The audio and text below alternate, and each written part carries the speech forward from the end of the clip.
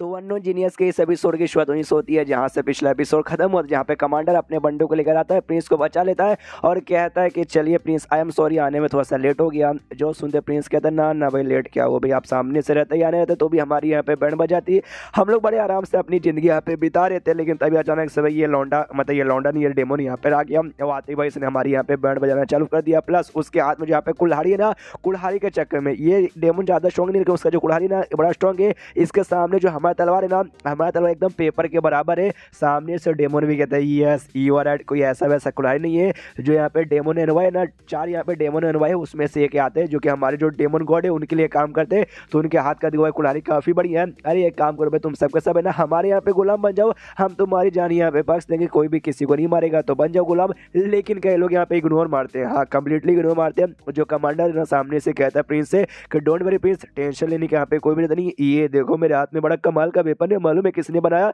Mister यांग Feng ने बनाया। वो भी कहता है क्या बात करो भाई, मिस्टर यांग फेंग ने बनाया? कमांडर कहता है यस, मिस्टर यांग फेंग ने बनाया है, और साथ ही मैंने बनाने का तरीका भी उन्होंने हमें बताया, ताकि ऐसे हम ढेर सारे और भी यहाँ पे तैयार कर सके ऐसे वेपन। और अभी के लिए उन्होंने ढेर सारे जो हमारे तलवार थे ना, हमारे तलवार को अच्छे से रिफाइन करके हमें दिया, जिसके बाद से हमारा तलवार पहले से भी यहाँ पे बहुत ही बढ़िया बन चुका है। यानी मैं ये कहना चाहता हूँ कि हमारे तलवार प्लस हमारे बंदूक ये जो वेपन है ना, इस आदमी के कुल्हाड़ी से यहाँ पे लाख गुना ज्यादा बढ़िया है। जो सुनते प्रिंस कहता है वाह, फिर तो भाई मजा आ गया। जो सुनते डेमोन कहता अच्छा भाई, तुम्हारा ये फालतू सा चीज मेरे कुल्हाड़ी से बढ़िया है, बिल्कुल भी नहीं। पूरा गुस्से में आता है, ये कहते हो भाई कि जो कुल्हाड़ी ना दुनिया का सबसे स्ट्रॉन्गेस्ट वेपन है, इसके सामने कोई भी यहाँ पे टिक नहीं सकता। मैं तुम्हें दिखाता हूँ इस कुल्हाड़ी की असली पावर है।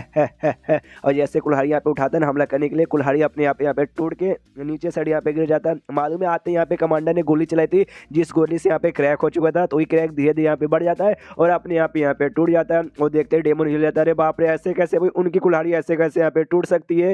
ये लोग देखते गन, अरे यार इसी गन से तो यहाँ पे गोली चली थी, यानी भाई गन से यहाँ पे टूट गया। अब सामने से उसकी फटने लगती कि अरे यार, मतलब सामने से मैं कुल्हाड़ी तो सबसे मेरा बढ़िया था, ये टूट गया, यानी मेरी बैंड बच सकती है। ये लोग कहते यस तेरी बैंड यहाँ पे बच सकती है, और इसके पीछे दौड़ने लगते भी मारो साले को मारो। वो भागने लगते कि ना यार भगाओ, मतलब बाचो मतलब बचाओ। और उसके बाद से खाई जैसे यहाँ पे बन के आता है, तो खाई के साथ वो साइड कूद के चल जाता है, शायद वो साइड यहाँ पे डेमोन के एरिया है। जाते जाते कहता भी अभी जा रहा हूँ, लेकिन वापस यहाँ पे आऊँगा। ये लोग भी हंसते हंसते कहते हैं भगोड़े साले यहाँ पे वापस आए ना, हम वापस तेरी बैंड बजा देंगे। अभी बच गया, हमेशा यहाँ पे बचने वाला नहीं है, समझ गया क्या? सामने से यहाँ पे ये भी कहता है प्रिंस, अरे यार कितने लकी है, अच्छा मिस्टर यांग फेंग ने इतना कमाल का हमें बंदूक बना के दे दिया यार, तो एकदम कमाल के ही बंदे हैं। कमांडर कहता है यार मैं पहली बार उनके अपनी आंखों से मिला था यार, वो आके बड़े कमाल के थे, बोल सकते हो पूरे दुनिया के गॉड में तुम इनको यहाँ पे बोल सकते हो। प्रिंस कहते हैं यार सामने से मेरे साथ मुलाकात हुई थी, उन्होंने मुझे खाना पानी दिया था, अरे बहुत कुछ भाई उन्होंने मेरे साथ यहाँ पे किया था, आई मीन मतलब मेरी सेवा पानी की थी, बातचीत किया था, वो सारे की चीज़ों के बारे में बातचीत करे, तो मुझे बहुत ही मैं लकी हूँ कि यहाँ पे सामने से उन्होंने मेरे साथ इतना टाइम स्पेंड किया। कमांडर कहते हैं हाँ ये बात तो आपने ठीक बोला। फिर प्रिंस ये भी पूछते कि अभी ये बंदूक क्या वो आके वो इतना पावरफुल है? बस मैंने एक बार यहाँ पे जादू देखा है। एक कहता हाँ यार बहुत पावरफुल है भाई, आप ट्राई मार के खुद यहाँ पे देख लो। प्रिंस इसको लेके उल्टा साइड पकड़ ले, तो कहता है ओके तो मैंने पकड़ लिया, अब इसको सामने से यूज कैसे करते हैं? कमांडर कहता है ना प्रिंस रुक जाइए, वैसे वैसे यहाँ पे यूज नहीं करते, लेकिन शायद यहाँ पे गोली चला देता है, जो शायद उसका सर लग के गुजर जाता है। ये लोग भी चलाते कह रहे बाप रे प्रिंस आपने तो अपनी आधी खोपड़ी यहाँ पे उड़ा ली, जल्दी से कोई डॉक्टर को बुलाओ। डॉक्टर बोला तो उसका इलाज यहाँ पे होता है, बच जाता है, सीधे डायरेक्ट आर पार यहाँ पे नहीं होता, खाली लग के निकल गया था।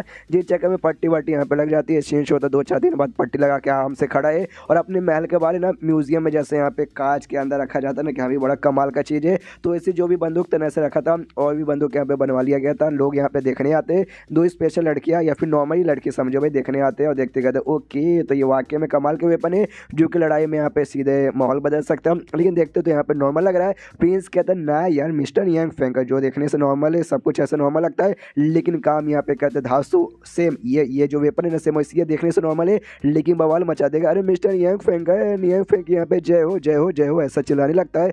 दोनों लड़कियां भी आपस में बातचीत करती है, ओके तो अच्छा ऐसी बात है क्या? फिर तो अगर प्रिंस ऐसा कह रहे तो वाकई में ऐसा यहाँ पे होगा। लेकिन प्रिंस यहाँ पे गधे हैं क्या? आई मीन वाकई में गधे मुझे लगते हैं। तो ऐसे वेपन को उन्होंने सामने से भाई आराम से ऐसा कह को छोड़ा है, अगर चोरी हो गया तो जो सुंदर दूसरी वाली कहती है हाँ ये बात तो मेरे दिमाग में भी आया, क्या कह रहे बस प्रिंस यहाँ पे गधे हैं तो गधे हैं, और शायद इनके पास होगा, इससे चोरी का कोई टेंशन भी शायद ना हो। उसके बाद सीन होता है उसी डेमोन पर जो कि वहाँ से भागा था। भागने के बाद बात आता है कि हाँ भी ऐसा ऐसा मेरे साथ हुआ था, कुल्हाड़ी यहाँ पे टूट गई। जो सुनते एक डेमोन यहाँ पे था, लड़के जैसा दिख रहा था, और जो उससे चिल्ला तो कहता है क्या गधे का बच्चे, मैंने जो तू कुल्हाड़ी तुझे दी थी वो सामने से टूट गया भाई, ऐसे कैसे? तुझसे भाई एक छोटा सा यहाँ पे काम नहीं हुआ, अरे तुझे टट्टी से भी नीचे गिरा हुआ, अगर तेरे साथ कंपेरिजन है टट्टी के साथ किया जाए ना, टट्टी भी कहेगा छी भाई ये टट्टी टट्टी तो हम टट्टी से भी बेकार है भाई, हमारा कंपैरिजन इसके साथ यहाँ पे मत करो, तू एक नंबर का नीचे गिरा हुआ दम बकवास डेमन का बच्चा है, समझा। और ये बात यहाँ पे डेमन एनवॉय ने मुझे आपसे यहाँ पे कहने को कहा था, मतलब ये जो गाली यहाँ पे दे रहा था ना, पहले भाई इसने ये बात इसको बताई, इसने जाके भाई डेमन एनवॉय को बताया, डेमन एनवॉय ने उसको 2-4 गालियाँ दी,